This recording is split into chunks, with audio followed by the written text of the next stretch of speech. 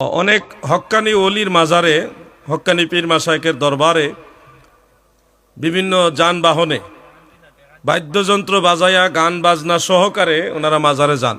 এটা কি যাওয়া যাবে কি না, এইটা হলো আমাদের এই যুবক ভাইয়ের প্রশ্ন। শুনুন, মাজারে আপনারা যাবেন, দলবদ্ধভাবে যাবেন, যানবাহন নিয়েই তো যেতে হবে, যেহেতু দূরের রাস্তা।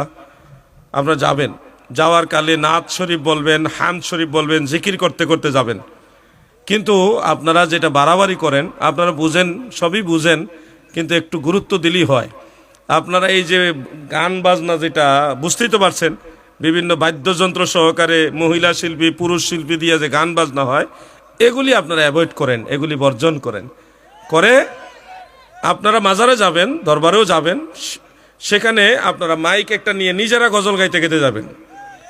কথা বুঝতে পারছেন? নিজেরা জিকির করতে করতে যাবেন, নিজেরা সেখানে হামদে বাড়ি তালা বলবেন, অলি আল্লাহ শানে গজল কইতে কইতে আল্লাহর অলির দরবারে যান।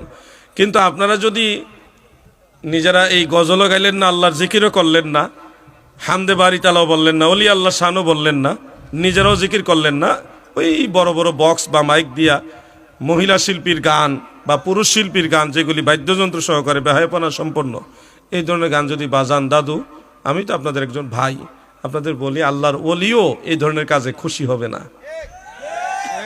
কারণ কোনো আল্লাহর ওলি আপনাদেরকে এগুলি শিখায় যায় না, এগুলি শিখাইছে আরেক ধরনের ভণ্ড যারা, তারা।